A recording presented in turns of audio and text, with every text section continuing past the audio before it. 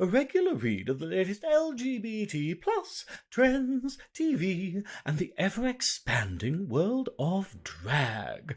Hello there, I'm the Velvet Snatch, and welcome to this GURL Season 4. As usual, I'm here with the delicious little thotter Stew. Good evening, my love. How are you doing today? Oof, I'm delightful. I'm moist with anticipation for our guest today, but also we don't have Jim Bunny Glenn here. We are Jimless, we are Bunnyless, we are Glenless today, which is a bit of a shock to us. It's quite a tragedy, but unfortunately something happened in his personal life, so we temporarily are without our delicious Jim Bunny. He shall return. It's a shame, but we shall soldier on without him. And as our special guest today, now we're very excited about this because bit of a YouTube phenomenon, I want to say, but also just the sexiest voice in the entire world, the sexiest look in the entire world, just an absolute all-round triple threat. We have the musical singer-songwriter John Duff with us today. How are you doing? I am fantastic, especially after that introduction. Thank you very much. I think sometimes you don't know what to say about someone. I'm just like, where do I start? With this, where it's this idea. Mean, you can keep going. I don't encourage him. I could, to be fair. We were having a joke with drag mates about when you introduce someone but you don't know anything, and then you just kind of get a bit sort of the delightful, exactly what I said about you, Stu, there. But the delightful someone. I've actually spent today brushing up on my John Duff. If that sounds like a euphemism, if I'm perfectly honest, actually. But I've spent all day in the house with my John Duff, and just the production quality of your music videos, John, is absolutely phenomenal. Thank you. I take great pride in my visual art, and I have a heavy hand in all of them, which lets me cut a lot of corners to get things right. But that's it. I mean, would you class yourself as an artist who has a lot of vision? That's why most of the guys that I work with in making my music, the reason why they love me so much, aside from knowing I know my stuff, is I have a vision. And I always, as we're even doing the song, I'm saying, well, what the video could be this, or this could be this, or I'll come up with a video first and say, I need to do a song that allows me to have this visual. Yeah, that's quite nice that it goes the other way around, where you're just like, okay, I want to do a video about this, so I'm going to have to write a song about this. That's crazy. Look, I've done some stupid stuff. In a couple weeks, I'm releasing a music video. I wrote the song the night before. It was just a demo. We shot the video. Then the video turned out amazing. And for a year, we just had to make the song actually fit the video. Although, did you have to re-edit it? No. We kept the same tempo, same vocal. We just had to make it work and rise to the level of the visual. I absolutely love that. That is absolutely crazy. But I've gone off piste already. I will never do it again. That's it. It sounds like a lot of work and as we know, a lot of work in post makes you very depressed with the end product because you're like, I'm so sick of this and now I need to promote it. Wonderful. Well, that's how everything ends up. By the time anyone else sees it, you've already been seeing it for months. And you've got to tell everyone it's the greatest thing in the world. Yeah, and at that point, you're already working on the next thing, and your focus is like, okay, we're finally done with all the logistics to get that out. Now it's time to prepare the logistics to get the next one out. the conveyor belt never ends. But I've gone a bit too into things too quickly there. But John, for people who don't know who you are, could you introduce yourself and what you do a little? My name is John Duff. I'm from outside of Baltimore, Maryland. The seventh colony, I believe, in America. And I grew up doing, I was like a talent show kid, and that launched me into theater. I pursued musical theater at Syracuse University. I moved to New York. I was an actor. I was writing songs. I was encouraged to move to LA and pursue my songwriting.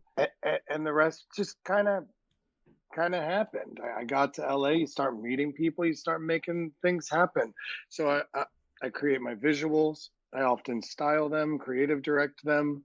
and otherwise, I guess I rant on Instagram, which people like.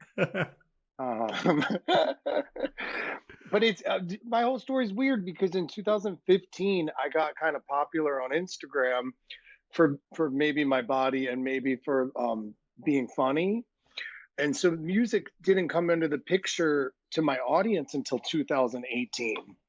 And you know, sometimes I feel like that makes me not be taken seriously because my personality is so bold and my visual choices are so bold. But you know, my life motto is it's not that serious. So, Well, I think the thing is that there's no sort of true path to success. There's no sort of way to do your life. You just kind of go, what have I got given today, and how do I make that work? And it sounds like that's what you've done, and you're still doing. 100%. You got to use what you got to get what you want. But that's crazy though that you started off with like music. You started off with music and acting, then you got famous on Instagram, possibly for your looks or your personality, and then now you're like, oh, cool. Now I can bring the music back into this. You know, now that I've got a following, it's like that's quite a cool way to do it. Thank you. It can be disjointed because as I've been on the internet for so many years, so many people are there for different reasons. They might be there because I have really cute dogs. So when I'm posting about music, they don't fucking care. Yeah, they're like, no, bring on the dogs. Oh my God, can I say fuck? I just said fuck. I'm so sorry. Hold on, have we not sworn before that was a this record, month? actually. That was a subtle fuck there, and you know I'm not used to them.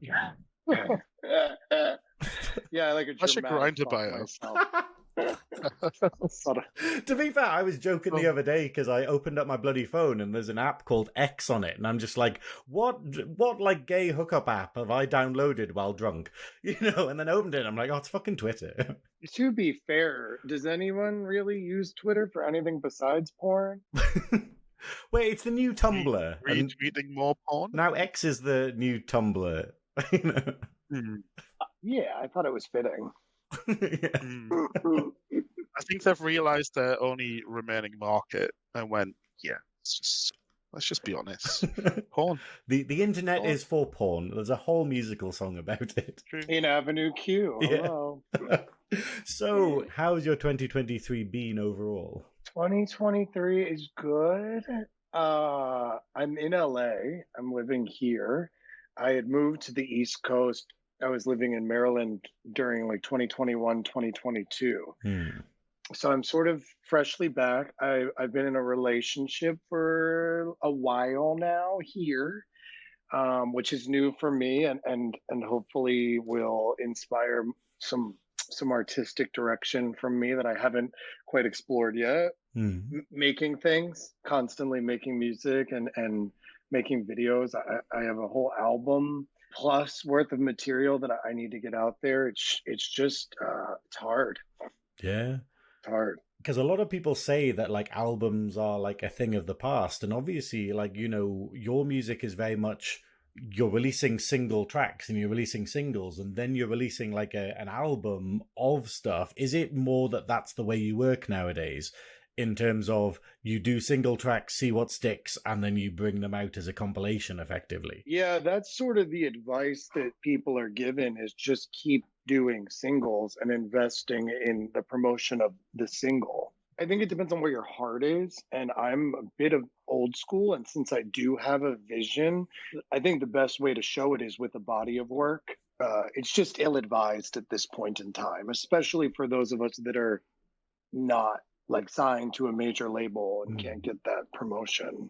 I kind of like the idea of, because obviously the problem is if you just release loads of individual single type sort of, you know, hit a market songs and then you just put them together as an album, then we're never going to get filler tracks. We're never going to get like, and a lot of the time, like they can be the most fun, the sort of the ones where it's not trying to be a standout single. It's just kind of a little wonderful crystallized emotion and whatnot. So I think that might be quite fun though, like sort of getting all these songs that you've previously released together and then just being like, now I just write loads of little filler things between it, pad out an album, have some fun. I don't know, maybe it doesn't work like that. No, it totally can, and I've seen people do that before.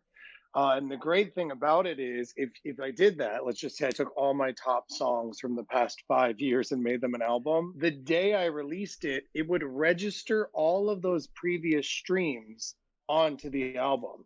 So I'd be able to come in and be like, oh, my album got 6 million streams in one day. Is that how it works? Bloody hell, I didn't know that. Well, that's what some people do. But that's it's all data, so it's pulling the data of the songs that already exist and then being like, oh, this album has a lot of listens already.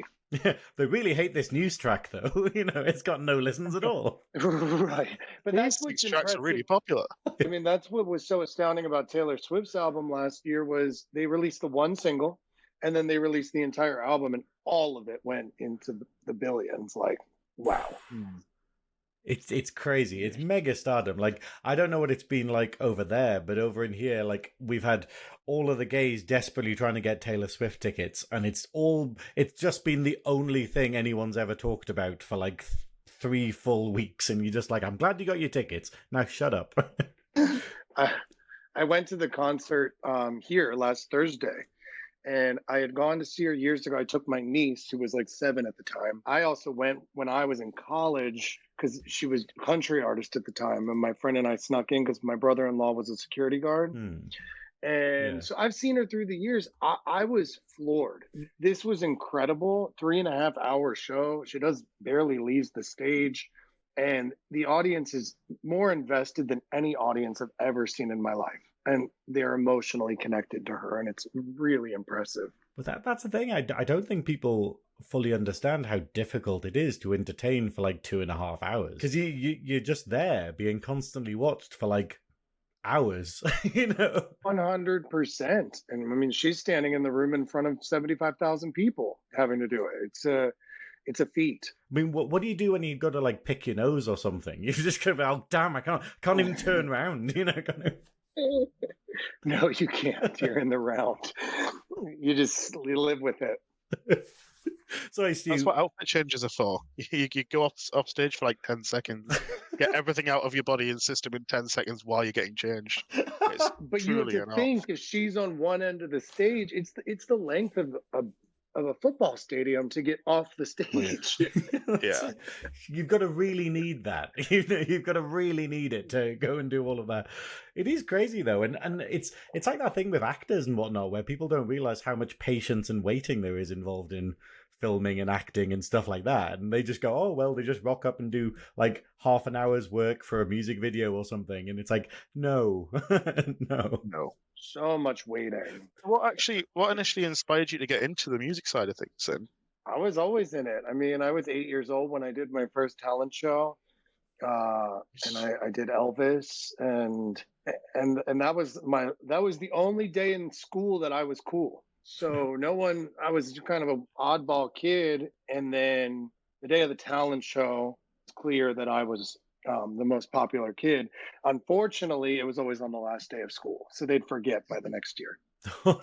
You should send notes around. The whole summer to forget. Yeah. Put up a poster, just reminder, this is me. I was the kid at the talent show that you all love. Remember that. So I just always loved it, and I don't think I was always I was not always as good of a singer.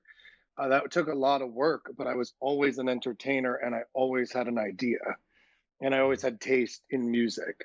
I mean, it's the fact of, there's no doubting that you're a very driven individual, because like we're saying, there's a lot of work that goes into it. I actually wanted to ask about the latest single, which is House on Fire. Now, I didn't actually know this until we came up with these questions, but it's the fact of, like, it features a self-choreographed TikTok dance. Like, how long did it take you to come up with this routine? Obviously, you can tell that I just do not understand TikTok at all. Well, I've always thought the TikTok dance world is funny. So I knew that I wanted to dance, and I was supposed to have a very famous choreographer work on it, but schedules didn't align. So 2 days before the shoot, during a fitting with the stylist, I just said, will you film me? I'm going to make up a dance. And then I started doing interpretive dance, and then I counted out that dance and I made it worse. And then that became the dance. You actively made it worse. Yeah, I was like, well, it shouldn't have so much feeling in it. It should like I should move like a robot, and I need to make these faces during it that like I'm really killing it. I mean, Because Well, that's my to be favorite fair, part. we see it in the music video, and it makes me laugh. Like it's just, I love how, like, you've got this dance that's suitable for TikTok, but then the actual House on Fire music video isn't suitable for TikTok, because obviously friends have explained to me that you can't say certain words on TikTok, you can't have knives on TikTok, you can't do that, and then the actual content of the video itself, you're just like, this is very not TikTok. Well, I was listening to my song, and it's more of a mainstream vision, the song itself. And as I thought about how I was going to do a video, I started to feel like, well, what am I going to do? Just like sit in front of a burning house with a white T-shirt on? But as I unpacked the lyrics, I was like, wow, I was desperate when I wrote this, and the person I was writing about probably like wasn't even aware I felt this way. Hmm. So in a way, they were like a captive in my mind. So I thought, oh, this will be so funny if I do this kind of misery, Kathy Bates, Buffalo Bill to the Lambs thing. And then my friend Adrian, who creative directed it with me, came up with the idea of, well, what if these are tutorials? Like, what if you're every time we think you're going to do something scary, you're actually doing a TikTok? And then we were like, oh my God, what if I'm a TikTok like wannabe star? And this is like my half-life is that I have a hostage. The hostage then is a metaphor for what all of us are to social media, right? She's just sitting there watching against her volition as I'm cutting fruit. Yeah. Honestly, it's As genius. yes, thank you. I've been told that it's by some industry folk that it was too cerebral and too detailed in thought, and that I need to go back to just quote making hamburgers. Right, that's a bit of a bit of a slap, but I probably wouldn't listen to them. But I mean, the fact is, like with all good concepts, it has layers.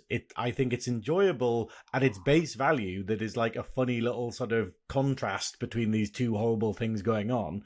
It's quite good as an actual horror piece, because of like how actually scary you are by being so happy and upbeat in this scenario.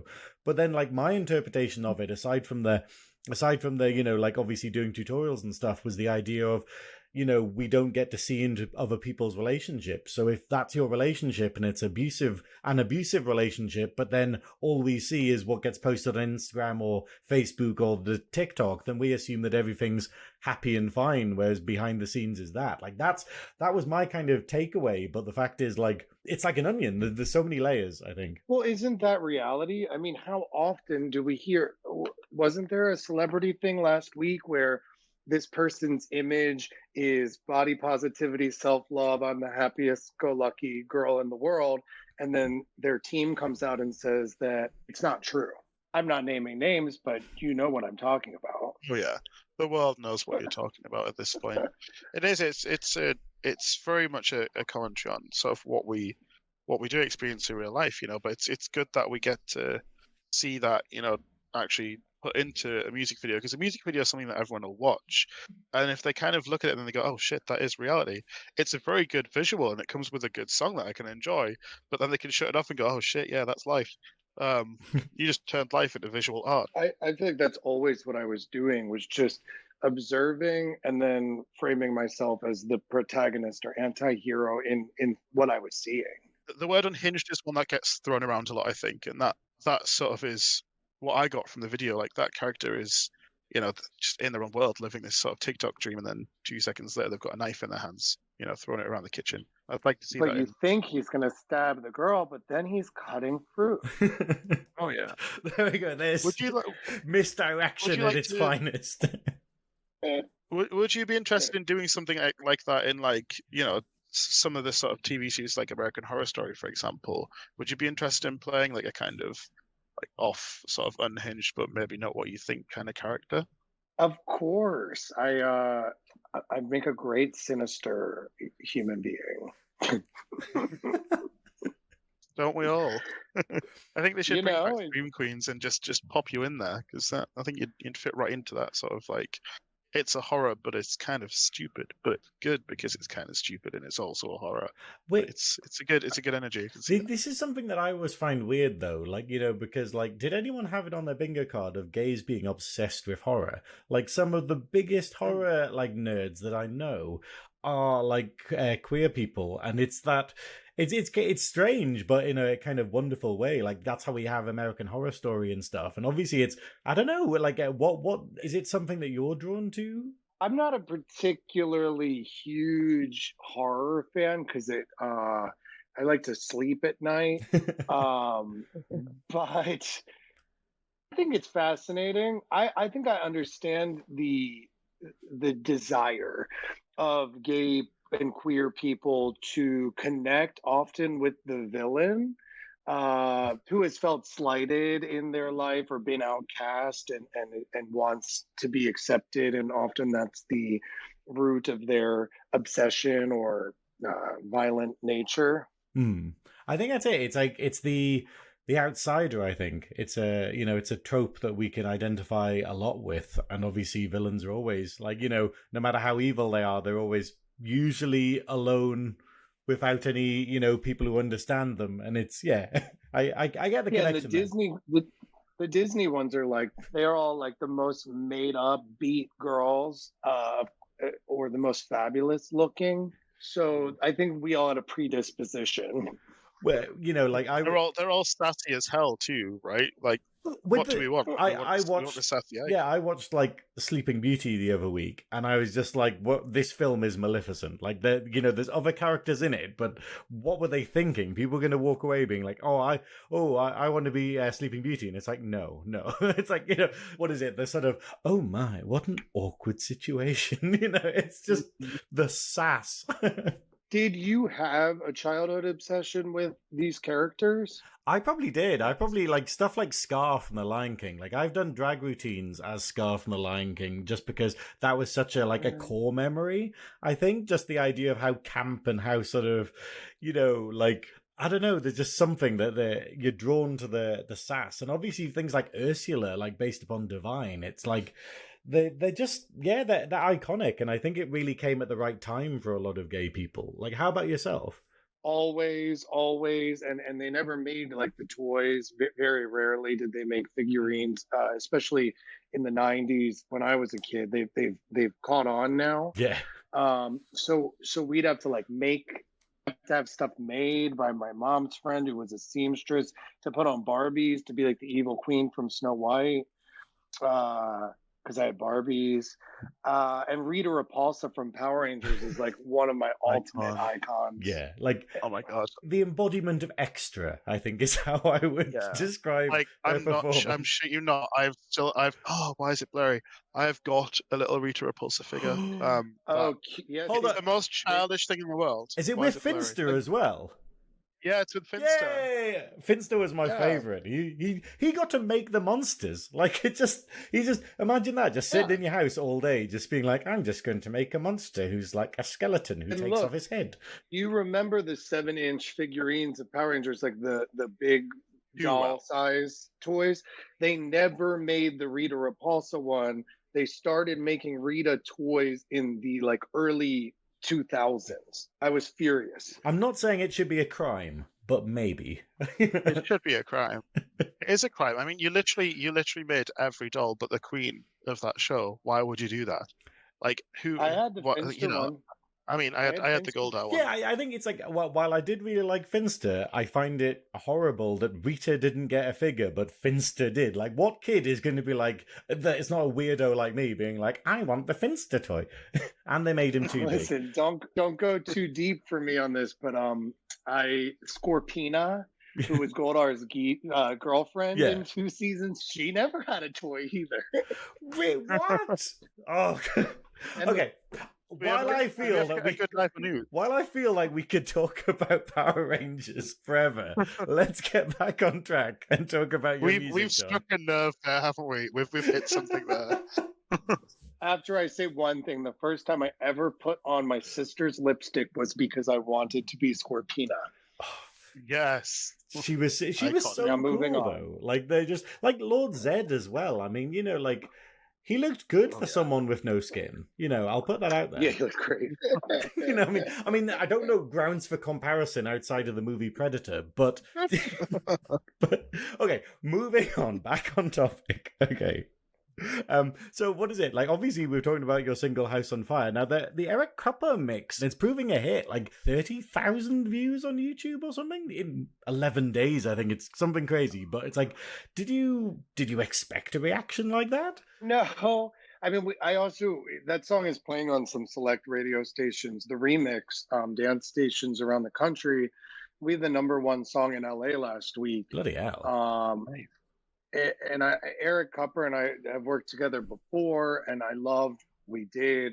I hope we continue to work together because he's a legend. And if you don't know about him, the original like RuPaul Supermodel, that's his song. So he's been in the game, and he allows me to create a classic thing. That's what I like to do with my sound, especially now and moving forward.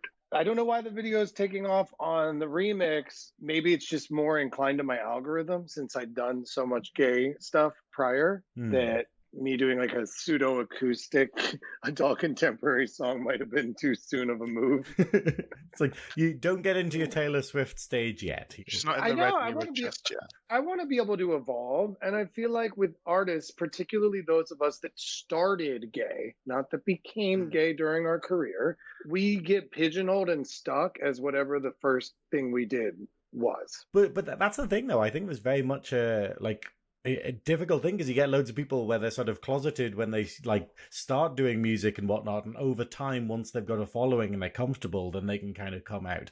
And it's a bit of a shame that that tends to work better than sort of being true to yourself and being like, because we need more people just not being in the closet and just kind of coming out and being like, yeah, cool, it's totally normal. My anthropological understanding of it at this point is what I've noticed is the queer community, specifically gay community, is more accepting of gay art when the mainstream had it first.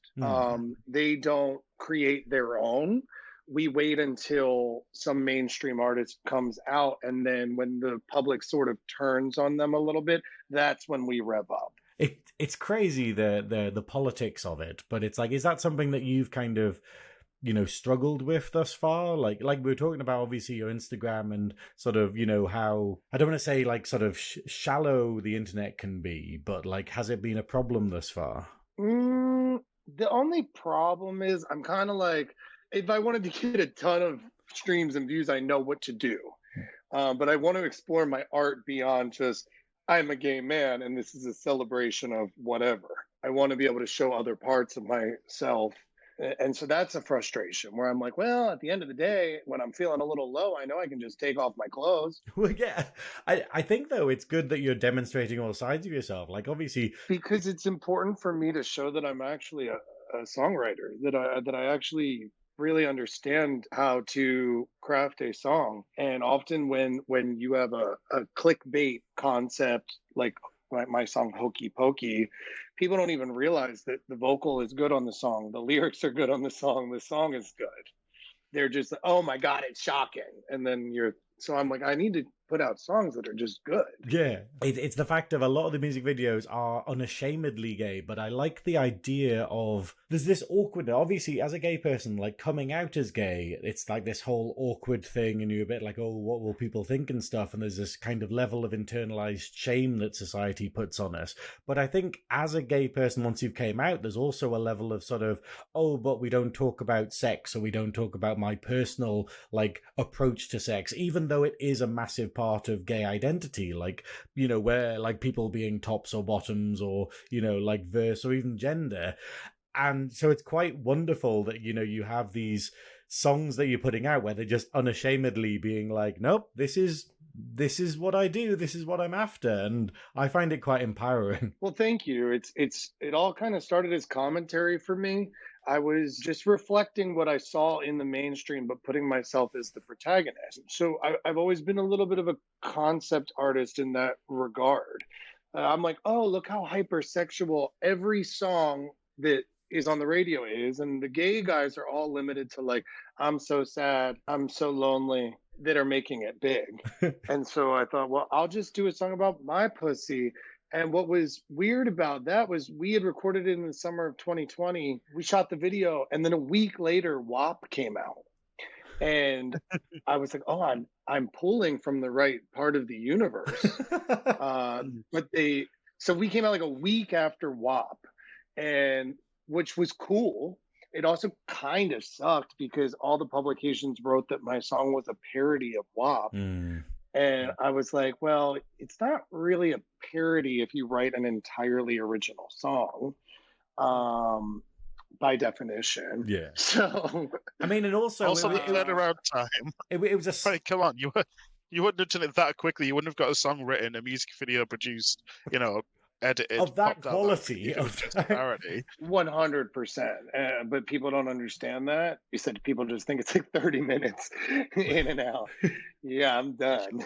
Wait, did you have to explain to them that like your pussy wasn't quite as moist and that there was a distinct difference? No. You know when you say something and then you immediately regret saying it out loud. No, but nobody asked me any questions. Nobody asked any questions about moistness. about how moist you are. How many times can you say the word moist on one podcast? Someone's going to be triggered by that, I'm sure. So obviously we've talked a lot about the music videos.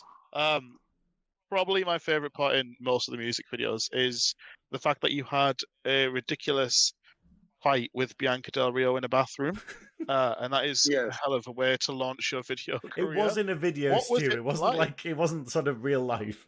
No, it was. That's exactly how Bianca behaves, and I will have nothing else said about it. Like, what was that like? Honestly, what is she like to actually work with? Well, Bianca and I knew each other from New York from years ago, and then when I moved to LA, we ran into each other at the Rite Aid on the corner, and it turned out we lived on the same street. So we started hanging out all the time, and one day he was like, "What are you doing here?" And I was like, "Oh, I'm working on music." And he's like, "Let me hear it." And I played Girly. I was done. And he took out his headphone after 30 seconds and was like, "This is actually good." Like the surprise. I was like, "Thank you." And he's like, "No, you don't understand how many faggots I have to tell that their music's terrible." He's like, how can I help you?" And I was like, "Well, I really want to do this video, blah, blah, blah." And he's like, "Okay, you need wigs for that?" And I'm like, no, I need you." And he's like, "Great, who else do you want?" And I said, Willem felt right. And so he introduced me to all the queens, and I set it up from there. And that video, the movie theater part, shot from midnight to noon. So it was a horrible shoot for our exhaustion levels, but everyone was on board and we had a great time. A lot of fun. We were partying by the point that we were fighting in the bathroom. So that life imitating art there.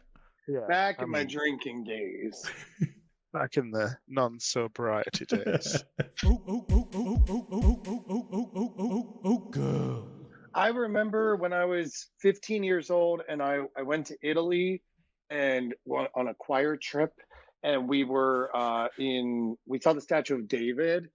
I remember looking at it and being like, I'm going to look like that one day. And so it was always to me like, I want to look like I'm carved from stone, because that's cool. And life is we live on a field of infinite possibilities, and everything is possible if you can convince yourself. And so why not live your dream how you want to live it? Yeah, and I think if you feel that strongly about it, like, because that's the thing, I'm very much one of these people who's just like going, oh, I'm kind of okay with my body, and it's a lot of work going to the gym that I'd like to focus on other things, but it's the fact of if that's the goal that you want, and you have the willpower to kind of go towards that. I mean, it was a question for later, but like, sort of what kind of regimes do you follow to keep to such a high beauty standard? Like, obviously before we started recording, we were talking about like the wonderful mustache you have, and what goes into that. But like, it's nice to know you have a life outside of the gym. I do. I only do an hour at the gym. And I fluctuate. Like that needs to be known. Call Bianca Del Rio. She will tell you that I fluctuate. She's the first person that admitted it to me, and I was like, thank God someone's honest with me. I'll go up 10 pounds. I'll go down, and I always fine with this. So I'm in the gym like an hour a day. I just focus on one body part a day. I don't go 7 days a week. I go 5 to 6. And if I don't feel like doing weights, I just walk on an incline for 30 minutes at 12 incline at 3.5 miles per hour. See, that's the thing. It's like, how wonderful is it? Like, because a little makes a big difference. Like just getting out the house and walking. Like I find myself like doing a lot of walking, and it's better than nothing. It is great. I walk my dogs. I get my 10,000 steps a day, and I drink a gallon of water every day. I have a gallon right next to me right now. Other than that, it's just angles and lighting, you guys. Everything is angles and lightings these days. Yeah. Yes, and understanding yours is an art form in itself. But I would say everybody can be extremely attractive depending on how the person feels about it themselves, right?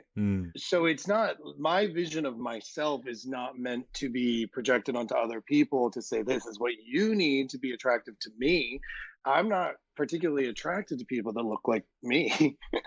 I just have my own idea of what I want to look like in my videos and in my thing, and what's going to look cute in this outfit, and how can my ass stick out of these pants, Yeah, I mean, that's the thing. I've found that like confidence can be really attractive. Like it's the idea of you might not look like, magazine body or sort of like, fashion model sort of like looks, but it's the fact of if you're confident, if you're like glowing, and if you're like happy, then that seems to add this wonderful edge to it that makes people, find you attractive. And I don't think people realize this. And come on, we all have like a little bit of a fantasy for like a Homer Simpson type. Just Thank like God. a man who sits on the couch and drinks beer. Like, I mean, I don't have as much hair as him, or I don't have as many hairs as him, but agree. I can dream. No, but you know what I mean. The archetype of that is like, we all have a little bit of that fantasy, I think. To be fair, it's one of these things me and Stu were talking about, like my ideal man, because I just want someone really chill, because I'm always running around busying around with everything, and I was just kind of going like, I just need someone who's just kind of happy doing stuff, where you just like, oh, what did you do today? Oh, you just played video games. Yeah, cool. Okay, Yeah. And it's really strange, kind of realizing that that's the balance, the sort of yin and yang you want in your life. Contentment is very attractive. Because contentment is like abundance, right? So when somebody is feeling content, they're inherently abundant.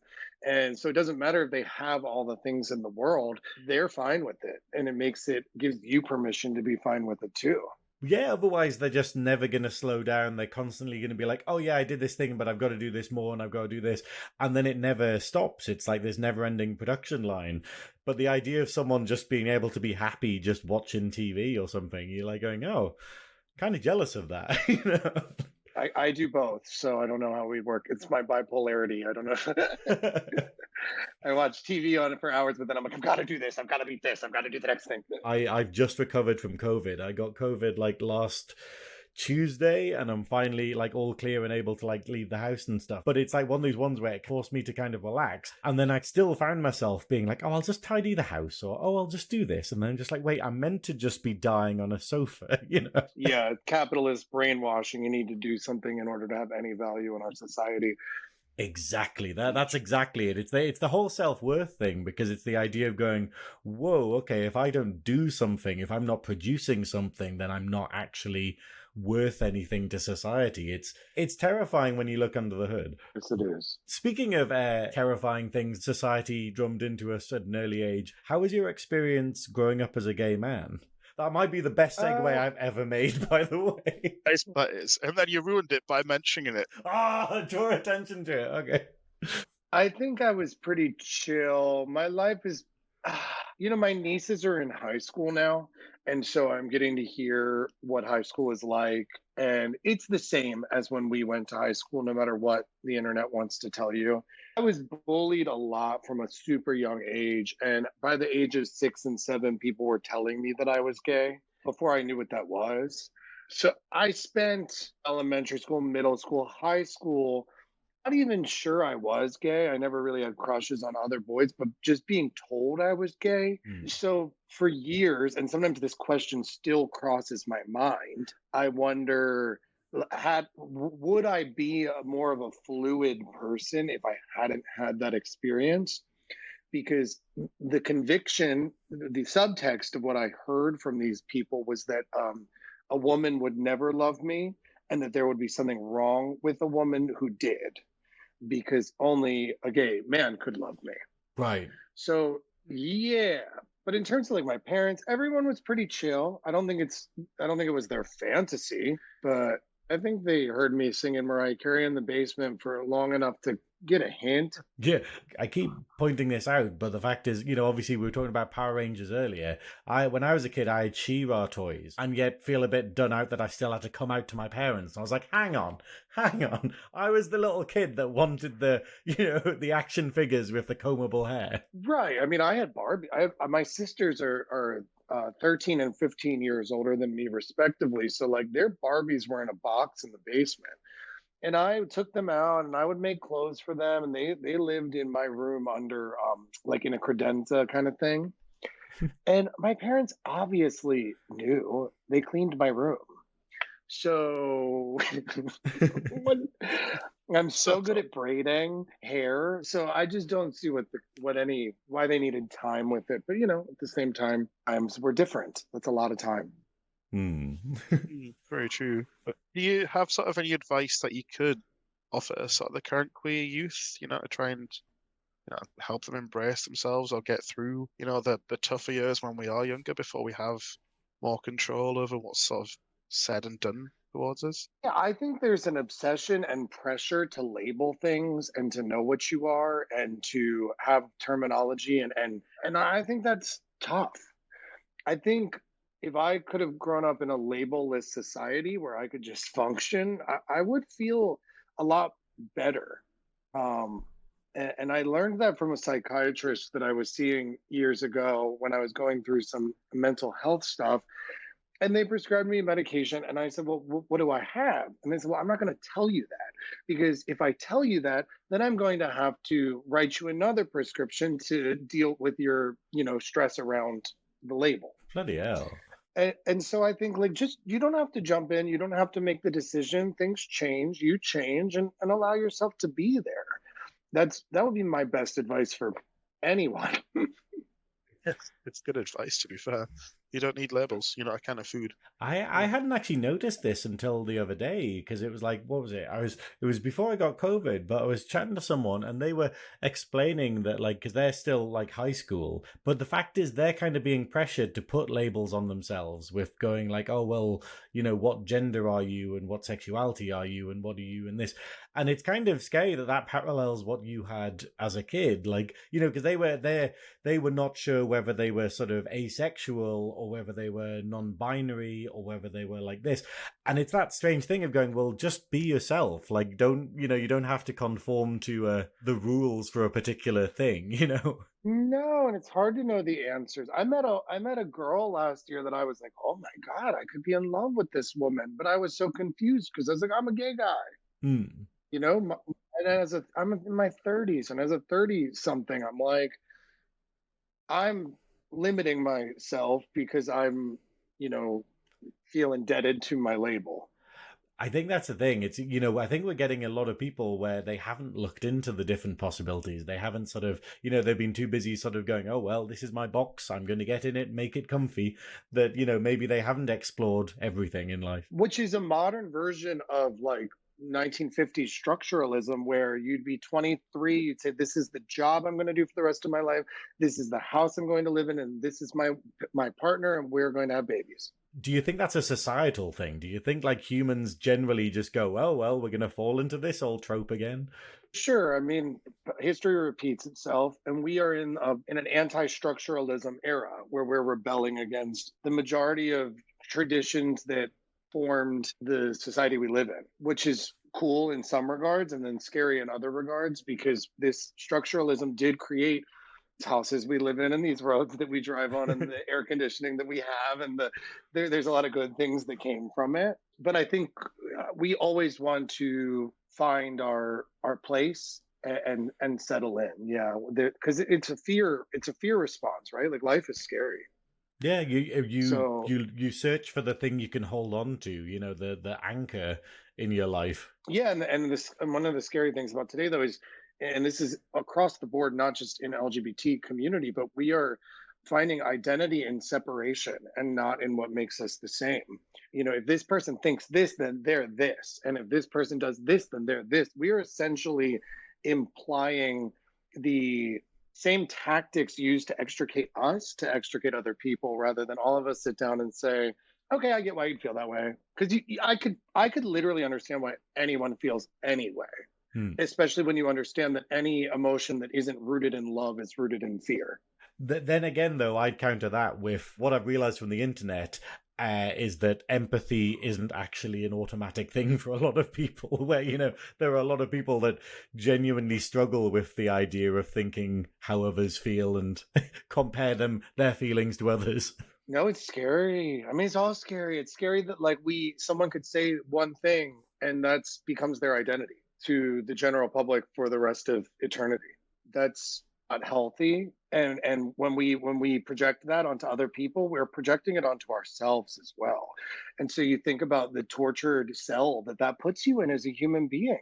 To judge yourself on that level. If you're judging other people on that level, you're judging yourself on that level. Obviously, we've talked a lot about yourself, and we've talked about a lot of the, you know, the things like Bianca Del Rio and stuff. Like, are there any other queer artists that you'd like to give a shout out to, or that you'd recommend to people?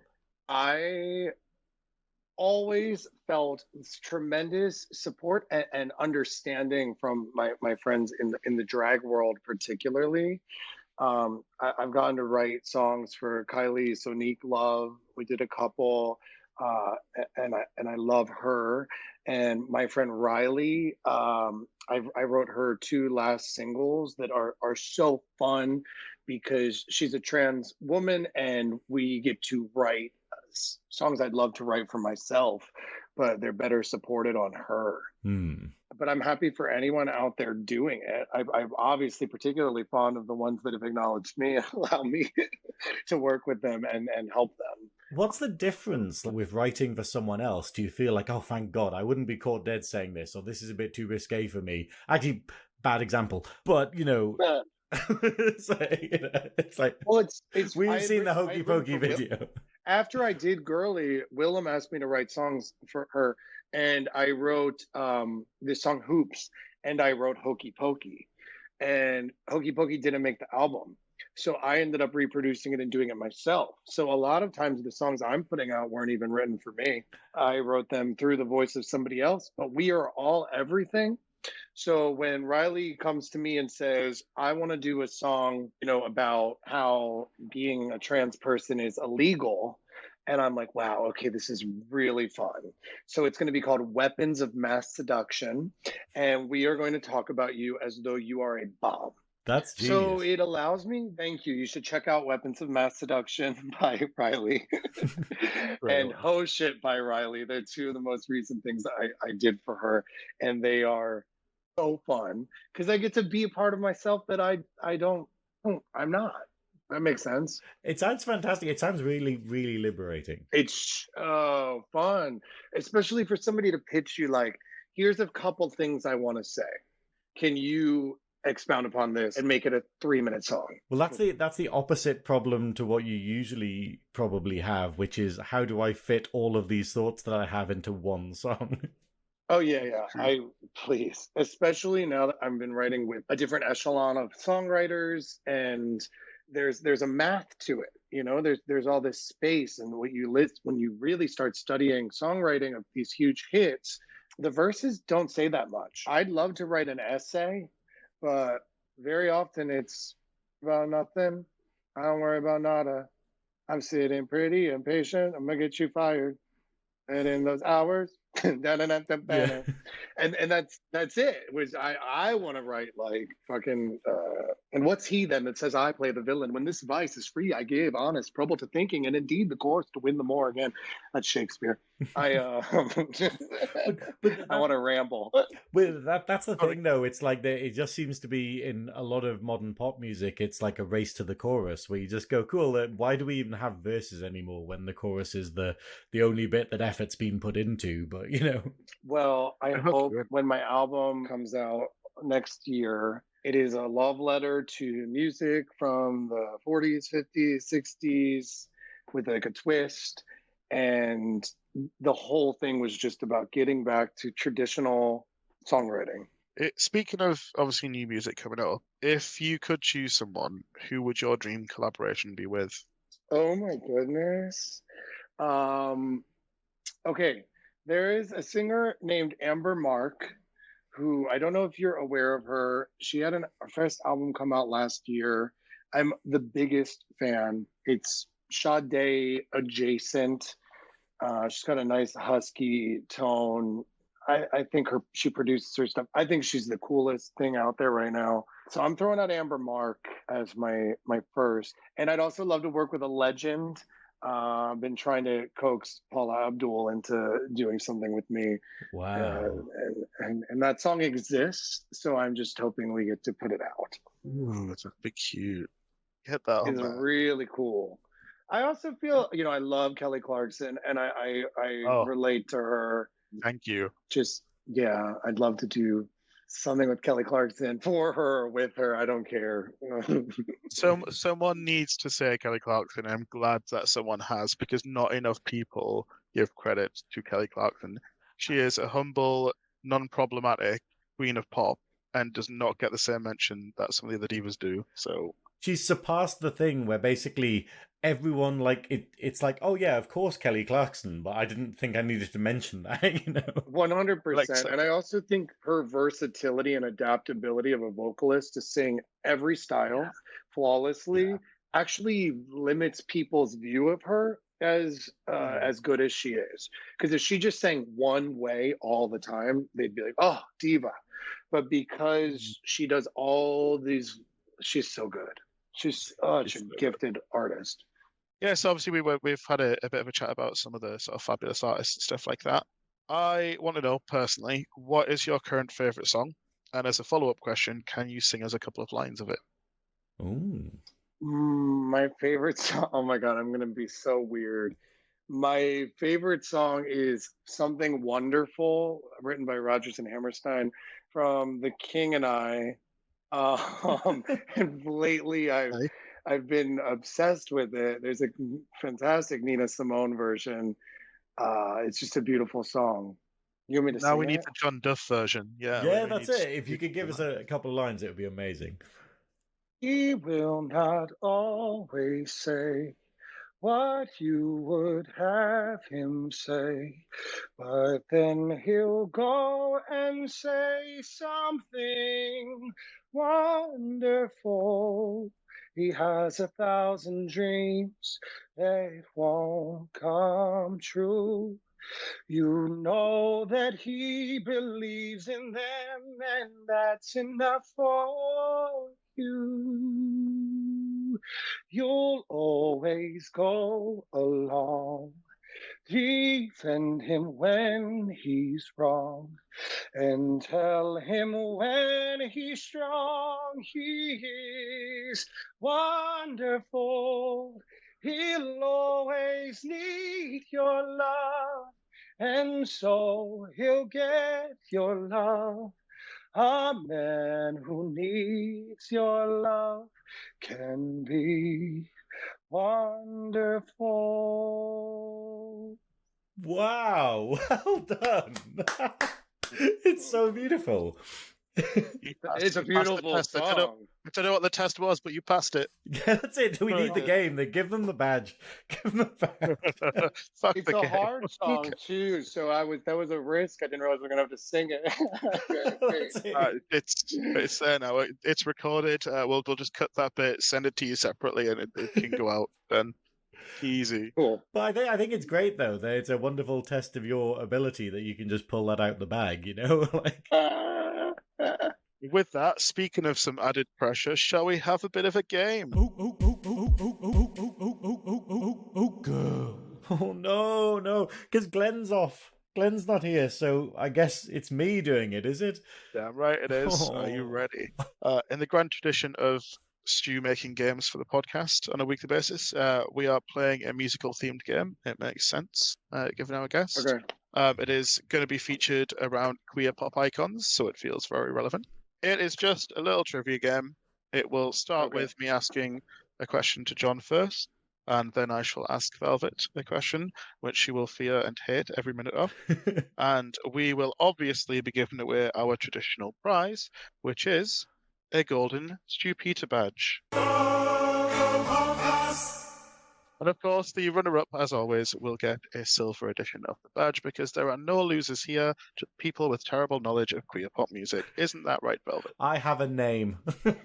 And it's not Glenn this week, so... To his credit, Glenn has been smashing the games lately. Well, just like, oh shit, the guest's meant to win, Glenn. You know? Everyone's a winner in some way. Let's get straight to it then. So, what I've done is there are going to be 5 questions each, and to make it fair, I've asked you each one question based on the same artist. So there are 5 artists, 5 questions each. So John, Okay. what is the most streamed Demi Lovato track on Spotify? Without checking your Spotify, please. Is it Sorry Not Sorry? It is Sorry Not Sorry. Excellent work. Makes sense. Massive hit. I don't know if Velvet even knows who Demi Lovato is. But Velvet, Demi Lovato had a hit song called Met Him Last Night. Which other female artist features in this song? Yes, I'm fully aware of the Lovato. I'm gonna say, I total guess, Ariana Grande. Yes, Jesus. Guess. Well, she's my on God, fucking everything. You know, they just lined them rightfully up. so. Voice of an angel. I'm shocked by that. I think you deserve a gold badge for getting that right in general. Okay, moving on. These are Gaga-themed questions. So, John, which single is the opening track from Born This Way? The opening, meaning the first track on the record? Yeah. Yep. Or the first single released? The first track on the record. Oh, Lord.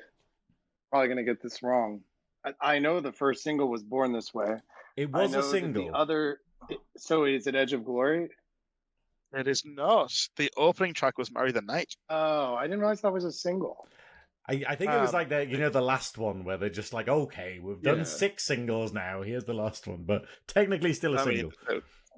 Still, well, it didn't have to be a single. It was just the opening track of the album. But either way, it was a single. Okay, Velvet, you have a chance to pull ahead somehow.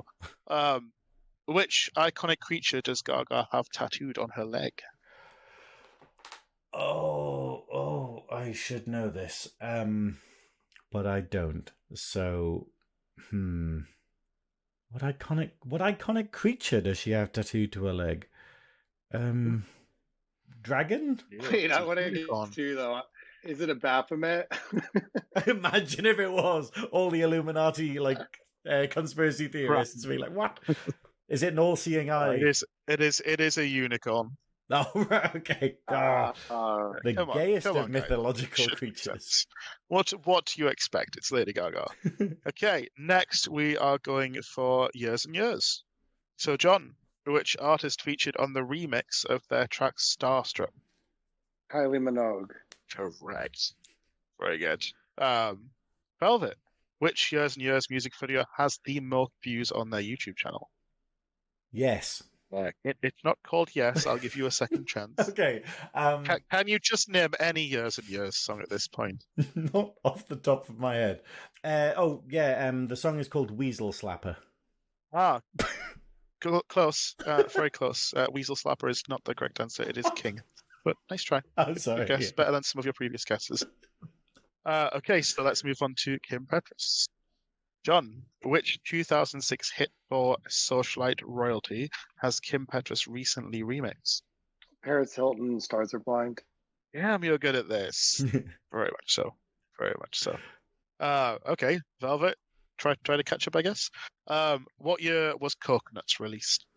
I don't know, because Jimbo's been milking it for several years now. So, hold on. 22. No, 2021. Oh, I was so close. I was literally doing when was the first time I saw Jimbo do that number? And I was like, I'm sure it was early last year. But no, apparently not. It could have been, I was because in the early right last year decade. would have still been 2022. Yeah, you would. Yeah, that's certainly. closer than my previous answer. You can have a tenth of a point for that one. Why not? Okay, next is we've got Miley for the finale. John, which Miley Cyrus hit has more listens on Spotify? Is it Flowers or Party in the USA? Flowers. Correct. Think it broke many a record. Yeah, it was a huge hit. Okay, Velvet. Final question. I can other catch than up. Is this worth 3 points? I'd honestly be tempted to give you it if you got this one right, but no. Your faith in my knowledge. Which hit song did Miley team up with Dua Lipa to create? Oh, I actually do know this one as well. I can't remember. One word. It's one word. It's one word. Okay, cool. One word. We don't even have the cams on anymore, so we can't even do the sort of charades with it, can we? Is it one word? How many syllables? How many? Is it film? 3 syllables. 3 syllables. 3 syllables. To get spoon-fed the answer. Almost as many as Graham. That's it. Yeah. Okay, is it midgeties? You have your 3 points. That's the correct answer. Imagine it's definitely prisoner, but we'll go with that. Do I need to ask who's won? Yeah, but I'll give you a clue, and it's not me. In the winning the competition, we have John with an astonishing 4 out of 5 points, and me with 1 1/10. Look, and I got scared when you started with Demi because I was thinking it was going to be like Madonna, Cher, Janet Jackson, Dolly Parton, Liza Minnelli, Judy Garland. I could have done those. And Aretha Franklin, Diana Ross. I was like, okay, I got this. I got a little scared at the beginning. I don't listen to a lot of music. Like the music I've been binging for the last week is the musical episode of Star Trek they just put out. Like that's the thing that's been on loop. So I'm like, oh, I forgot Demi Lovato was a thing. You know? Do we want to do what we usually call a tiebreaker, but is mainly just a Daft bonus question? Yeah. Just for the sure. Okay, so this one, you're each going to get to answer the same question, but it's always number-based. And I know the gays don't usually do math, so I do apologize in advance. But to the nearest million, how many views does Lil Nas X's video for Montero currently have? Price is Right rules. Price is Right rules. Closest without going over. Yeah. Well, no, I think closest. Or if you both go over, then it's just the closest. Who goes first? I'm going to go with 35 million. I was going to go with 80 million. Oh, wow. Neither of you are anywhere near close. John has won, obviously. The answer is 542 million. Bloody Good for hell. him. Yeah. That's a lot of watches. It is a very well-directed, very controversial, very sexualized video, which is also just a really good song, so it just smashed it. Girl. So that was the game, and as expected, I did better than I expected, if I'm going to be perfectly honest with you now. But so it was the 1/10, wasn't it? They were the 1/10. Like, these are getting worse. Like, we never used to have any kind of fractions, and I think we gave Glenn like a quarter or something, and we gave half points, we got quarter points, and now we're into tenths. But no, thank you so much for being on the podcast, John. Is there anything that you'd like to promote while you're here? I'm just here to promote myself. Naturally. Well, where can people find you, John? Yeah. My handle is I am John Duff across all platforms. And then on Spotify and Apple or Napster or Deezer or Amazon or title, you can just type John Duff and I will come up. But House on Fire is out. The Eric Cupper remix is out. There's a video for both. I'm releasing one more remix of House on Fire in the next week. And then within the next 2-3 weeks, I've got my next song coming out, and it's called Somebody's Daughter. It has a music video, and just stay tuned. I'm releasing something every 4 weeks. Yeah, with an album coming out next year. That's the plan, and I'm trying to try and stick to it, but I love to change my mind. Like every good artist. That's it. I honestly, if I don't put out the album next year, God is going to curse me and not allow me to have any more creativity because I've been holding it in for so long. So it just needs to come out to clear my space. Yeah. And then you can start working It's on also new legally stuff. on record now. Yeah, you've put it on a podcast now. It has to happen. That's like a legal verbal agreement, I think. That is not how it works, Stu. It is now. Well, how about you, Stu? What would you like to promote and commit to on a podcast?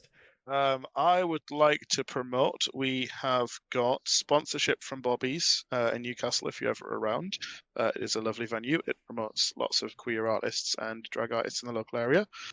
We have a novel being published on our website at the moment called She, written by a lovely friend called Mark Davis. That is incredibly good, by the way. Like, I remember, like, because obviously, you know, I know Mark as a friend, and when you were like, oh, we're going to start putting his novel out, like, chapter by chapter, I was like, oh, okay, but, you know, and I was a bit scared that it was going to be terrible, and then I'm really addicted to it. It's actually incredibly well written, and it's a great story, so I'm kind of going like, oh, okay, yeah, this is great. Damn right it is.